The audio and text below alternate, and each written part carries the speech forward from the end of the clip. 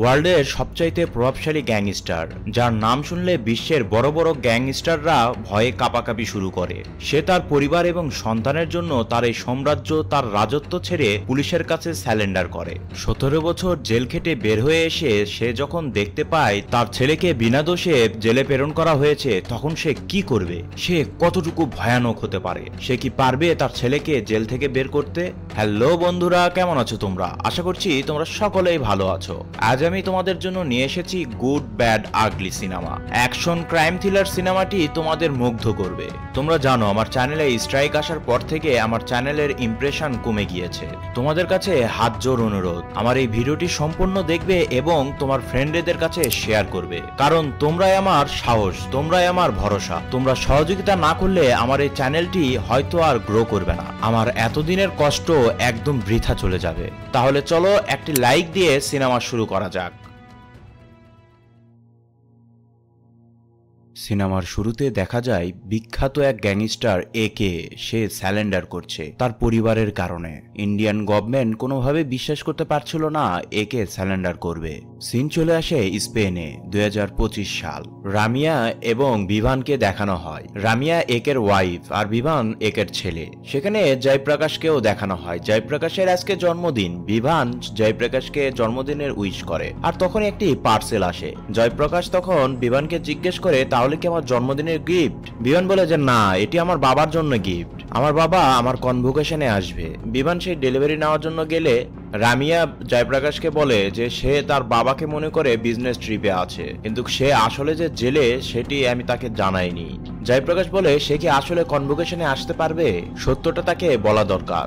Scene চলে আসে আজকের সিনেমার হিরো অজিত কুমারের কাছে। দেখা যায় জেলের এক কয়েদি, সে নতুন জেলে এসেছে। জেল থেকে ভাগার জন্য স্যুপের মধ্যে সে ঘুমের ওষুধ মিশিয়ে দেয়, কিন্তু অজিত কুমার মানে একে তাদেরকে প্রোটেক্ট করে, তাকে জেল থেকে ভাগতে দেয় না। সেখানে মারাত্মক ফাইট হয়, আর এখানে অজিত কুমারের যে মাসি এন্ট্রি দেখানো হয়, তুমি ফ্যান হয়ে যাবে অজিত কুমারের। মানে আজকের সিনেমার হিরো একের। অন্যদিকে বিভানের গার্লফ্রেন্ডের সাথে আজকে তাদের 6 মাসের রিলেশন হয়েছে। তারা সেটি সেলিব্রেট করছে। তারা একটি কফি শপে বসে আছে। সেখানে তার গার্লফ্রেন্ড তাকে বলে যে তোমার বাবা 15 বছর তোমার জন্য আসেনি, সে বিজনেস ট্রিপে আছে, এইবার কনভোকেশনে আসবে তার কোনো গ্যারান্টি নেই, তুমি এত উৎসাহী হয়েও না। বিভানের মন খারাপ হয়ে যায়। সে জয়প্রকাশের কাছে চলে আসে, তাকে জিজ্ঞেস করে যে চাচা, আমার বাবা এমন কি বিজনেস করে যে সে এত বিজি, আমার সাথে একবার দেখা করতেও আসতে পারে না? জয়প্রকাশ তখন বলে, তাকে কি তুমি খুব সাধারণ মানুষ মনে করছো? সে অনেক ব্যস্ত, তার আন্ডারে অনেক মানুষজন আছে, অনেক দায়িত্ব তার, সে অনেক মানুষকে দেখাশোনা করে, তার দ্বারা অনেক মানুষ নিয়ন্ত্রণ হয়। আর এদিকে সিন চলে আসে জেলে। অজিত কুমার মানে একে জেলে দেখানো হয়। মানে এখানে বোঝানো হয় অজিত কুমার কয়েদি হলেও সে জেলারের মতনই অ্যাক্টিভিটিস করে জেলের ভিতর। মানে এখানেও সে নেতৃত্ব দেয়। আজকে বিভানের কনভোকেশন, কিন্তু সে তার সার্টিফিকেট কনভোকেশন নেওয়ার জন্য যাচ্ছে না, সে তার বাবার জন্য ওয়েট করছে। রামিয়া এবং জায়গার এসে বিভানকে বলে, তোমার কনভোকেশন, তোমাকে ভিতরে ডাকছে, তুমি এখানে কি করছো? বিভান তখন বলে যে আমি আমার বাবার জন্য ওয়েট করছি। রামিয়া তখন তার ছেলেকে বোঝানোর চেষ্টা করে যে তার বাবা অনেক ব্যস্ত, সে আসতে পারবে না। বিভান অনেক ক্ষিপ্ত হয়ে যায়। সে বলে যে বাবা এমন কি কাজে ব্যস্ত যে আমার কনভোকেশন, আমার জন্য সে আসতে পারবে না? সে এখন পর্যন্ত স্কুলের কোনো প্রোগ্রামে আসেনি। সব ছেলে মেয়ের বাবা মা দুইজনে আসে, কিন্তু আমার বাবা আসে না। সে কি আসলে আমার বাবা? বিভান রাগ করে সেখান থেকে চলে যায়। জায়গির রামিয়াকে বলে, তোমার ছেলেকে তুমি বলে দাও যে সে জেলে আছে। রামিয়া বলে, আর মাত্র 3 মাস, 3 মাস পরে সে তো বের হয়ে আসবে, ততদিন একটু ধৈর্য ধরো তোমরা। বিভান তার বাবাকে ভিডিও কল করেছে, জেলারের ফোনে আর কি। মানে তারা জোগাড় করে নিয়েছে যে বিভানকে বুঝতেই দেয়নি কোনোভাবে যে তার বাবা জেলে আছে। পিছনে ব্যাকগ্রাউন্ডে ছবি রেখে একে ভিডিও কলে তার ছেলের সাথে কথা বলছে, আর 14 বছর ধরে এসবই করছে তারা। বিভান এবার খুব ক্ষিপ্ত তার বাবার উপর। বিভান তার বাবাকে বলে যে ঠিক আছে, তুমি কনভোকেশনে আসোনি, ঠিক আছে বুঝলাম, কিন্তু সামনে আমার বার্থডে, আমার বার্থডেতে তুমি যদি না আসো আমি ভুলে যাব যে আমার বাবা আছে। বলে সে ফোন কেটে দেয়। একে জেলারের সাথে কথা বলে, মন খারাপ করে জেলারকে বলে যে এইবার আমার ছেলের বার্থডেতে যদি আমি না যেতে যেতে পারি আমার ছেলে এইবার আর আমাকে মাফ করবে না, কারণ আমি তার চোখে এইবার শুধু অভিমান নয় রাগও দেখেছি। সে জেলার কাছে রিকোয়েস্ট করে তার ছেলের বার্থডেতে যাওয়ার জন্য। জেলার বলে আচ্ছা ঠিক আছে আমি দেখি পারি কিনা। মানে একে এই জেলে এমন একটা প্রভাব বিস্তার করে ফেলেছে যে গ্যাংস্টার আর পুলিশের মধ্যে খুব ভালো একটা বন্ডিং হয়ে গিয়েছে। এখান থেকে 10 মিনিট 30 সেকেন্ড পর্যন্ত মনোযোগ সহকারে দেখবে, কারণ এইটুকুই সিনেমার মূল অংশ। তোমরা এইটুকু না বুঝলে সিনেমার শেষ পর্যন্ত বুঝতে পারবে না। একে জেল থেকে বের হয় আর এদিকে মুম্বাইয়ের সকল গ্যাংস্টারের মধ্যে ভয় ভীতি তৈরি হয়। তারা মনে করে যে একে জেল থেকে বের হয়ে তাদের রাজত্ব কেড়ে নেবে, সে আগের মতন আবার সেই খুখার হয়ে যাবে, রাক্ষস হয়ে যাবে। তাদের এই ভয় ছিল এই কারণেই, কারণ তার সাজা যতদিনের তার আগেই সে বের হয়ে যাচ্ছে। অবশ্যই তার মাথায় কোনো প্ল্যান আছে। এই ভয়ে সব গ্যাংস্টাররা ভীত ছিল। একে রিসিভ করতে আসে বেবি তার পার্সোনাল অ্যাডভোকেট। বেবি একে বলে যে আপনার জন্য একটি গিফট আছে বলে সে তার বাসায় নিয়ে যায়। আর সেখানেই একে রামিয়াকে দেখতে পায়। সে তো রামিয়াকে দেখে অনেক খুশি হয়ে যায়। রামিয়া একে জড়িয়ে ধরে এবং পুরাতন কথা মনে করতে থাকে। সে বলতে থাকে যে তোমার জীবনের 17টা বছর আমি কেড়ে নিয়েছি, আমার একটি কথায় তুমি 17 বছর আমাদের কাছ থেকে দূরে আছো। আর আরেকটি বিষয়, তোমার তো জেল থেকে রেহা হওয়ার কথা ছিল আরো পরে, তুমি কিভাবে এত তাড়াতাড়ি বের হলে? একে তখন বলে আমি জানি তুমি এটি কোশ্চেন করবে, তাই এই দেখো আমি রিলিজ অর্ডার নিয়ে এসেছি। রামিয়া রিলিজ অর্ডার দেখে তার ছেলে সম্পর্কে বলতে থাকে যে তার ছেলে কিভাবে তাকে মিস করে, মানে তার বাবাকে মিস করে। রামিয়া একে বলে যে তোমার ছেলে তোমার জন্য অনেক গিফট কিনে, সে শপিং করতে গেলে নিজের জন্য কেনার আগে বাবার জন্য কিনে। সে বলে যে আমার বাবাকে এটি পরে ভালো লাগবে, এটি পরে ভালো লাগবে, আমি চাই তোমার ছেলের কেনা ড্রেস থেকেই তুমি কোনো একটি ড্রেস পরো, তাহলে তোমার ছেলে স্পেশাল ফিল করবে, তোমার ছেলের ভালো লাগবে। একে তাই করে, তার ছেলের কেনা ড্রেস থেকে ড্রেস পরে আসে। আর এখানে একে আসলেই সুপারস্টার মনে হচ্ছিল। একে তার ছেলেকে অনেক মিস করছিল।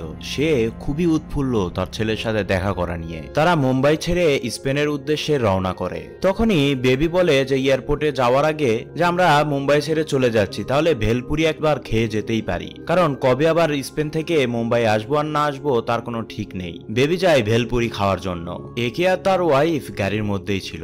তখনই একটি গাড়ি দিয়ে একের উপর হামলা হয়। একে কোনোভাবে নিজেকে সেভ করে। এরপর মুম্বাইয়ের গ্যাংস্টারের লোকজনেরা এসে একে হুমকি দেয়। রামিয়া এতে অনেক ভয় পেয়ে যায়। পরে এয়ারপোর্টে আসার পরে রামিয়া একাই গাড়ি থেকে নেমে যায় আর একে বলে যে আমি চিন্তা করেছিলাম যে তুমি জেল খাটলে এই 17 বছর তুমি আমাদের কাছ থেকে দূরে ছিলে, আমি মনে করেছি এই সবকিছু তোমার পিছু ছাড়বে, কিন্তু না, তোমার পিছু ছাড়েনি। তুমি যদি এই সবকিছু তোমার পিছু ছাড়াতে পারো তাহলে এসো আমার ছেলের সাথে দেখা করো, না হলে তোমার দরকার নেই বলে রামিয়া একাই সেখান থেকে চলে যায়। একে এয়ারপোর্ট থেকে চলে এসে তার আস্থানায় আসে, পুরাতন আস্থানায় আসে। এসে তার যা অস্ত্র ছিল তা সব ভ্যানিশ করে দেয়, নষ্ট করে ফেলে। কিন্তু বেবি মনে করেছিল যে একে তার রূপ আবার দেখাবে। একে বেবিকে বলে যে এখানেই আমাদের সমাপ্তি, এরপরে আর আমাদের কোনো অতীত থাকবে না। একে স্পেনের জন্য রওনা হবে। তার আগেই সে মুম্বাইয়ের সব গুন্ডাদের একত্র করে নেয়। আর সেখানে মাস্তান ভাই আসে। মানে মাস্তান ভাই হলো এদের সবার বস, বড় ভাই। মাস্তান ভাই একে বলে তুমি কি আবার আমার রাজত্ব কেড়ে নেওয়ার জন্য এসেছো? একে বলে না ভাই, আপনি তো বড় ভাই, আমি আপনার রাজত্ব কেড়ে নেব না, আমি সবাইকে লাস্টবারের মতন বিদায় জানাতে এসেছি। আমার ক্ষমতা হলো আমার পরিবার, আমি চাই না আমার জন্য আমার পরিবারের কোনো ক্ষতি হোক, আর আমার পরিবারের কাছ থেকে তোমরা সকলে দূরে থাকবে। এই বলে একে সেখানে সকলের উদ্দেশ্যে বলে লাস্টবারের মতন আমাকে তোমরা দেখে নাও, এরপর আর আমার সাথে তোমাদের কোনো দেখা হবে না বলে একে সেখান থেকে চলেই আসছে। তখনই রামিয়া একে ফোন করে আর রামিয়া বলে যে তার ছেলে মিসিং, তার ছেলেকে সে খুঁজে পাচ্ছে না। রামিয়া সন্দেহ করে ওই মুম্বাইয়ের গ্যাংয়ের লোকজনেরাই তার ছেলেকে কিডন্যাপ করেছে। একে তো এটি শুনে মারাত্মক ক্ষেপে যায়। সে পুরো দমে ইউটার্ন নিয়ে নেয় আর সেখানে সকলকেই জিজ্ঞেস করে যে কারা তার ছেলেকে কিডন্যাপ করেছে।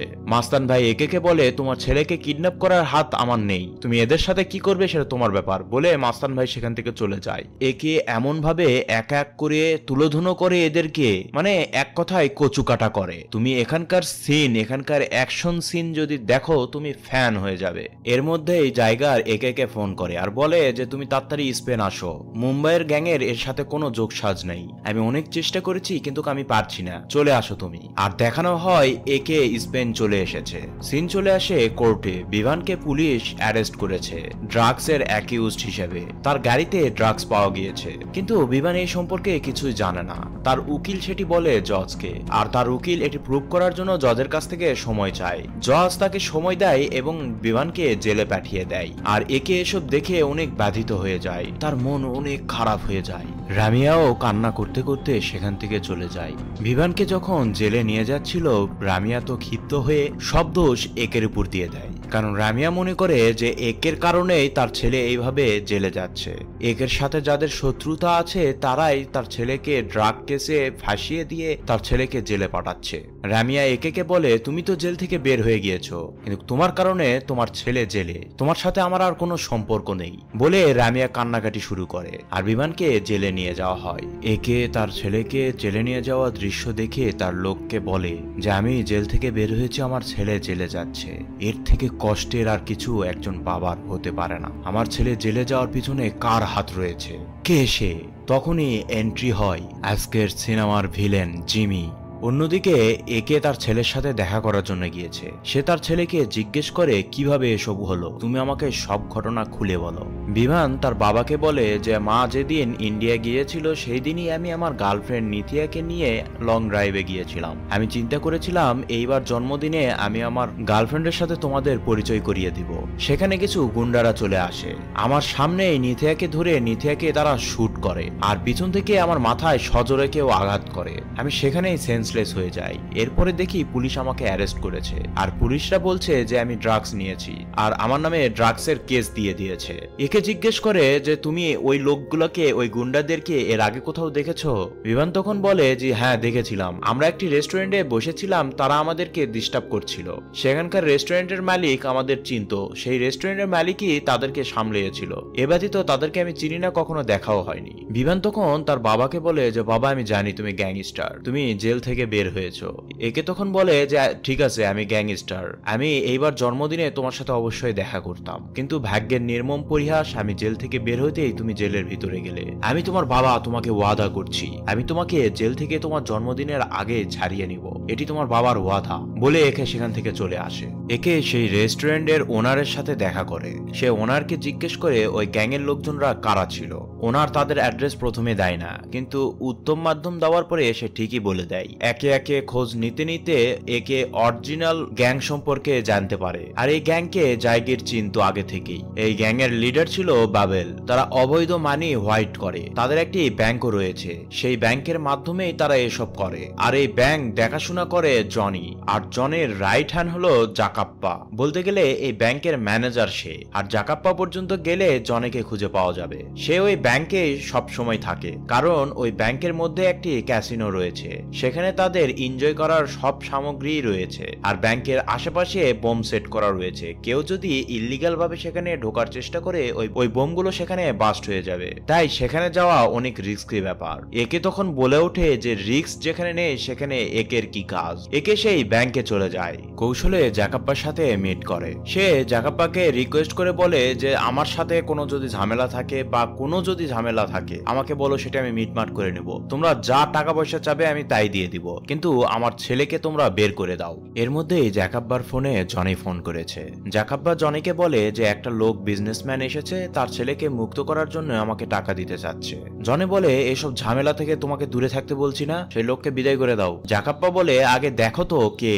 জনি তখন সিসি ক্যামেরায় তাকে দেখে। সে সিসি ক্যামেরায় ঠিক মতন তাকে দেখতে পাচ্ছিল না। জাকাপ্পাকে বলে তুমি তার একটি ছবি তুলে আমাকে পাঠাও। ছবি তুলে জাকাপ্পা জনিকে পাঠালে জনি যেহেতু তাকে চিনছে না, তার ডার্ক ওয়ার্ল্ডের যে ক্রিমিনালদের গ্রুপ রয়েছে সেই গ্রুপে একের ছবি দিয়ে দেয়। একের ভয়ে সেই গ্রুপ থেকে সবাই লেফট দিতে থাকে। জনি তখন বুঝে যায় যে একে সাংঘাতিক বা ডেঞ্জারাস একজন। জনি জাকাপ্পাকে বলে কোনোভাবে একে ব্যাংক থেকে বের করো, কিন্তু জাকাপ্পা করে কি তার কাছ থেকে টাকা নেওয়ার চেষ্টা করে।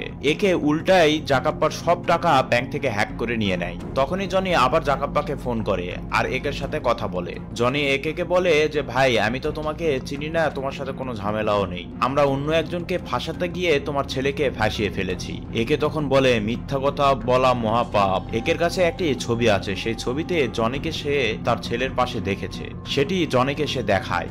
জনি একে বলে যে ফোনটা আমার ট্যাকলাকে দেন, মানে জাকাপ্পাকে দেন। জনি জাকাপ্পাকে বলে তাকে মেরে ফেলো। জাকাপ্পা তাকে মারতেই যায়। একে তখন অ্যাটাক করে দেয়। ব্যাংকে থাকা সকল লোককে সে তন্ন তন্ন করে মেরে ফেলে। হোয়াট এ অ্যাকশন সিন, মারাত্মক অ্যাকশন সিন এখানে ছিল। এরপর জনি আবার ফোন করে, ততক্ষণে একে জাকাপ্পাকে সেখানে ট্যাঙ্গিয়ে দিয়েছে। জনি এসব দেখে একে রিকোয়েস্ট করে যে সে যেন ব্যাংক থেকে চলে যায়। একে তখন বলে, তুমি আমাকে চিনো না, আমি তোমাকে চিনি না, কিন্তু তুমি আমার ছেলেকে কেন জেলে পাঠিয়েছো সেটি আগে বলো। জনি তখন বলে যে আপনার ছেলেকে জেল থেকে বের করার জন্য আমি আমার জীবন পর্যন্ত দিয়ে দেব, আপনি ব্যাংক থেকে চলে আসেন। একে ব্যাংকে যে বোম সেট করা ছিল তার রিমোট নিয়ে একটি বাটনের চাপ দেয়, আর সেখানে একটি ব্লাস্ট হয়। সেটি দেখে জনি তো ঘাবড়ে যায়। একে জনিকে বলে যে সত্য কথা বলো, আর আরেকজন যে আছে তাকে সামনে নিয়ে আসো। জনি তখন বলে আরেকজন মানি? ফ্ল্যাশব্যাকে তখন দেখানো হয় যে একের ছেলের জন্মদিনের সব জন্মদিনেই একটি ছেলেকে দূর থেকে কোনো না কোনো ভাবে দেখা গিয়েছে, আর তার চেহারা জনির সাথেই মিলে যায়। যখন সে ওই ছেলের সম্পর্কে খোঁজ নেওয়ার চেষ্টা করে তখন একে জানতে পারে যে ড্রাগসের কেসে সে ভিতরে ছিল, তাহলে বাইরে কে তার ছেলেকে ফলো করছে। তখন জনি বুঝতে পারে যে এরা দুইজন যমজ ভাই, একটা জনি আর একটা হলো জিমি। এখানে জিমিকে দেখানো হয়। জিমি আসার পরে একে তাকে জিজ্ঞেস করে, বলো ঘটনা কি? জিমি বলে যে আমি এসব করেছি আমার রিভেঞ্জ নেওয়ার জন্য। একে বলে আমার সাথে তোমার কি রিভেঞ্জ, আমি তো তোমাকে চিনি না। জিমি বলে যে তোমার সাথে আমার কোনো রিভেঞ্জ নেই, আমার revenge Indian chief adviser of Spain Ramiya, মানে তোমার ওয়াইফের সাথে। সে আমাকে জেলে পাঠিয়েছিল ড্রাগসের কেস দিয়ে, আমি তার রিভেঞ্জ নিতে চাই, আমি সেম পেইন তাকে দিতে চাই, সেজন্যই তার ছেলেকে আমি জেলে পাঠিয়েছি, কিন্তু এর সাথে তোমার কোনো লেনদেন নেই। একে তখন বলে ওঠে যে আমি 17 বছর পর আমার ছেলের সাথে বার্থডে উদযাপন করার জন্য এসেছি, আর সেটি তুই ভ্যানিশ করে দিয়েছিস। আমি আমার ফ্যামিলির সাথে সময় কাটাতে চাই, আর তুই আমার ফ্যামিলিকে আমার থেকে দূরে পাঠিয়েছিস। এটি এখন আমার রিভেঞ্জ, আমার সামনা এখন তোদের করতে হবে। জিমি তখন বলে ওঠে যে এটি শুধু আমার লড়াই, জনের কোনো এতে কোনো হাত নেই, ব্যাংক থেকে তুই বেরিয়ে যা। একে তখন বলে আচ্ছা শর্ত তোমরা না, আমি দিব, যদি ব্যাংক চাও তাহলে এই টাকলা জাকাপ্পাকে মেরে ফেলবো, আর জাকাপ্পাকে চাইলে এই ব্যাংক ভানিশ করে দিব। তখন জিমি আর জনি দুই ভাই দুইজনকে চায়, একজন ব্যাংকে চায় জনি, আর জিমি জাকাপ্পাকে চায়, কারণ জাকাপ্পা তার বেস্ট ফ্রেন্ড। এক পর্যায়ে একে বলে ওঠে যে অপশন সি। জিমি আর জনি বলে ওঠে অপশন সি কি? একে তখন বলে ওঠে এ প্লাস বি, মানে ব্যাংক প্লাস জাকাপ্পা। একে তাদেরকে গড ব্লেস দিয়ে একের মোকাবেলা করতে বলে সেখান থেকে চলে আসে। আর জনি আর জিমি ব্যাংকে গিয়ে দেখে ব্যাংক তছনছ হয়ে গিয়েছে, ব্যাংক একদম ধ্বংসস্তূপে পরিণত হয়েছে। আর ব্যাংকে বাবেলও চলে আসে। বাবেল বলতে থাকে যে আমার সব টাকা পয়সা তোরা নষ্ট করে দিয়েছিস, মানে এক প্রকার জনিকে হুমকি দেয়। পরে বাবেল জনিকে বলে যে ঠিক আছে, তোকে 3 দিন টাইম দিলাম, এই 3 দিনের মধ্যে ওই একজন ব্যক্তিকে তুই খুঁজে বের করে মেরে ফেলবি, আর এর জন্যই তোর যা ক্ষমতা দরকার, আমার পুরো গ্যাং তোর, বলে সেখান থেকে জনিকে বিদায় করে দেয়। জনি জিমির কাছে চলে আসে আর জিমিকে এই সব বলে। জিমি তখন জনিকে বলে যে বাবেল এসব তোর কিছু করবে না, কারণ সে তোকে ছেলের মতন দেখে, আর এটিও বলে আমরা এই সাম্রাজ্য দুইজনে মিলে তৈরি করেছি, আমি গোপনে তুই প্রকাশ্যে, কিন্তু কেউই আমাদের এই সত্যটা জানতো না, বাবেল যদি জানে আমাদেরকে মেরে ফেলবে। জিমি তখন বলে ওঠে কিভাবে জানবে? জনি বলে যে কেন, একে জানতে পারেনি, ঠিক সেভাবেই জানতে পারবে। জনি বলে যে বাবেলের কাছে তার সাম্রাজ্য, তার ভয়ই সবচাইতে বড়, সে আমাকে খতম করে ফেলবে। জনি জিমিকে বলে তোর একমাত্র ছোট্ট একটি রিভেঞ্জের জন্য আমরা কত বড় ঝামেলায় পড়ে গিয়েছি। জিমি তখন বলে এটি ছোট রিভেঞ্জ তুই বলছিস? আমি জেলে কি পরিমাণে ভুগেছি তুই তা জানিস, আর ওর বউ আমাকে এই জেলে পাঠিয়েছিল। ফ্ল্যাশব্যাকে ওই কাহিনী দেখানো হয়, রামিয়া কিভাবে তাকে জেলে পাঠিয়েছে।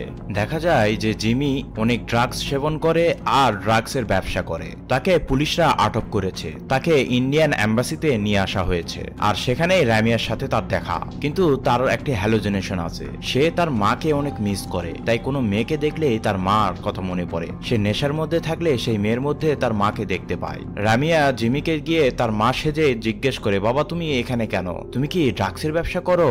জিমি রামিয়ার মাঝে তার মাকে দেখতে পেয়ে সে সবকিছু স্বীকার করে নেয়, সে যে মেয়েকে খুন করেছে সেটিও স্বীকার করে, আরো বহুত ক্রাইমের কথা স্বীকার করে নেয়। আর রামিয়া এসব রেকর্ড করে নেয় ক্যামেরা দিয়ে, কলম ক্যামেরা দিয়ে। আর রামিয়া জয়প্রকাশকে বলে একে জেলে পাঠাও। জয়প্রকাশ তখন বলে যে একে জেলে পাঠালেও সে মাইনর, মানে 18 বছরের কম বয়স তার, সে খুব তাড়াতাড়ি জেল থেকে রেহা পেয়ে যাবে। রামিয়া তখন বলে যার 2 দিন পরে ওর 18 বছর হয়ে যাবে, 2 দিন পরে ওর বার্থডে, 2 দিন একে গোপন রাখো, এরপর জেলে পাঠাও, ওর সব সাজার শাস্তি যেন সে পায়। জয়প্রকাশ তাই করে। আর জিমি এজন্যই অপেক্ষা করে তার ছেলের 18 বছর বয়স হওয়া পর্যন্ত।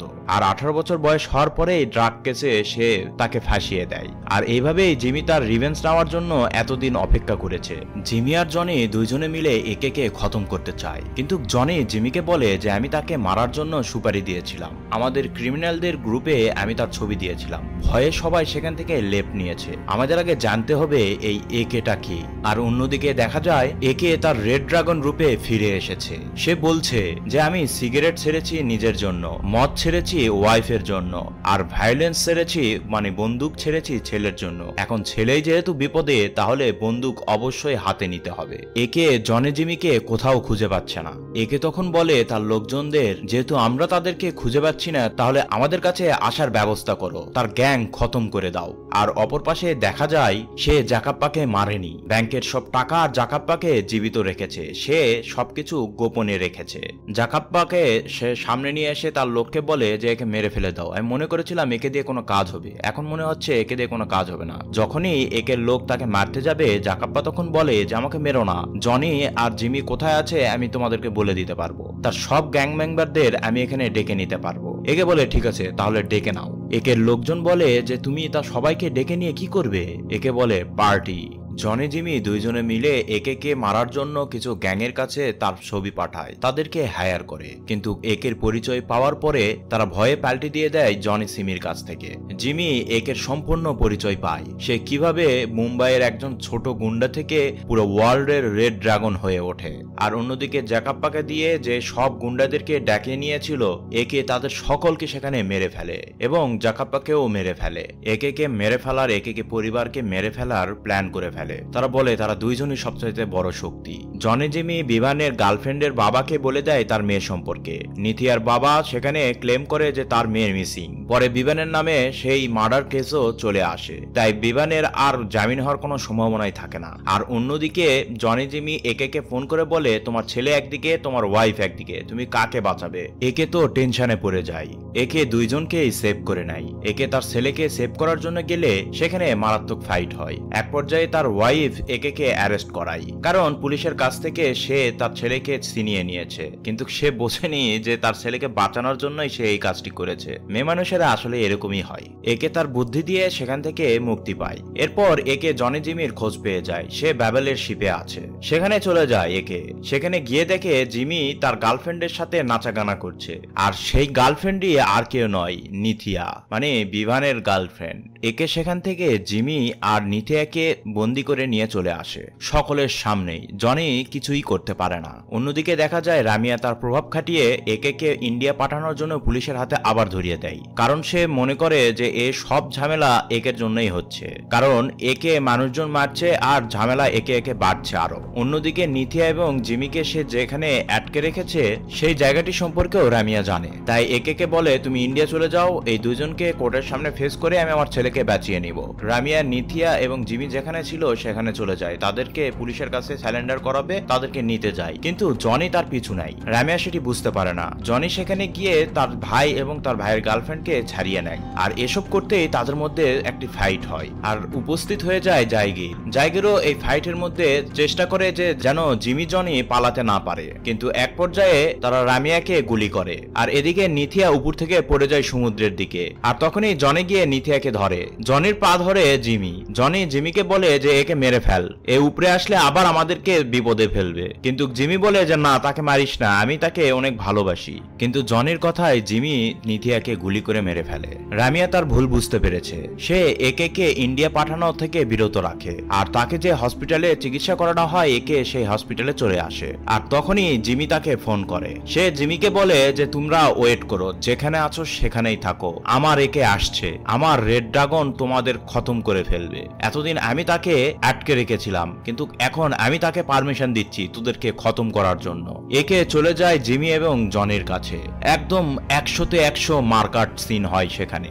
একে জিমি এবং জনিকে ধরে তার গাড়িতে করে নিয়ে যাচ্ছিল, তখন জিমি এবং জনির লোকজনেরা একের উপর আক্রমণ করে। তার গাড়ি থেকে চারিদিক থেকে অস্ত্র বের হয়ে সেখানে সকলকে যেভাবে মেরে ফেলে, এই সিনটা দেখে তুমি হতবাক হয়ে যাবে, মানে ফ্যান হয়ে যাবে আর কি। এরপর একে এই দুইজনকে ধরে কোর্টের কাছে স্যালেন্ডার করায়। হয়। কোর্টের কাছে তারা দুইজন সবকিছু স্বীকার করে নেয়। কোর্ট একের ছেলেকে নির্দোষ প্রমাণ করে ছেড়ে দেয়। কোর্ট জনি এবং জিমিকে সাজা দেয়। এরপর বিভান তার বাবার ভালোবাসায় মুগ্ধ হয়ে যায়। সে তার বাবাকে আই লাভ ইউ বলে জড়িয়ে ধরে। এরপরে সিনে দেখা যায় জনি এবং জিমিকে ভ্যানে করে যে জেলে নিয়ে যাওয়া হচ্ছে, তখন জিমি জনিকে বলে শক্ত করে ভ্যান ধর, আমি মালয়েশিয়ার গ্যাংদের টাকা দিয়েছি আমাদেরকে এখান থেকে ছেড়ে নেওয়ার জন্য। ঠিকই মালয়েশিয়ার গ্যাং তাদেরকে অ্যাটাক করে সব পুলিশকে মেরে ফেলে তাদের দুইজনকে ওই জায়গা থেকে সেভ করে। কিন্তু তখনই এন্ট্রি হয় একে, কারণ তারা জানতো না এসব গ্যাংয়েরও বসেরও বস ছিল একে। জিমি একে বলে তুই কেন আবার ফিরে এসেছিস? একে তখন বলে এর আগে তুই যে সাজা পেয়েছিস সেটি আমার ফ্যামিলির জন্য কোর্ট দিয়েছে, আর এইবার যে সাজা পাবি সেটি হলো একে দিবে। একে গুলি করে তাদেরকে মেরে ফেলে। সিনেমাটি তোমার কেমন লেগেছে? আমার কাছে মোটামুটি লেগেছে, এভারেজ।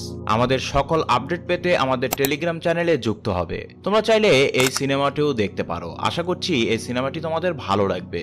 আজকে এই পর্যন্তই, তাহলে দেখা হচ্ছে নতুন কোনো ভিডিওতে নতুন কোনো অ্যাঙ্গিকে। ততক্ষণ পর্যন্ত ভালো থাকো, সুস্থ থাকো, আল্লাহ হাফেজ, টাটা, বাই বাই।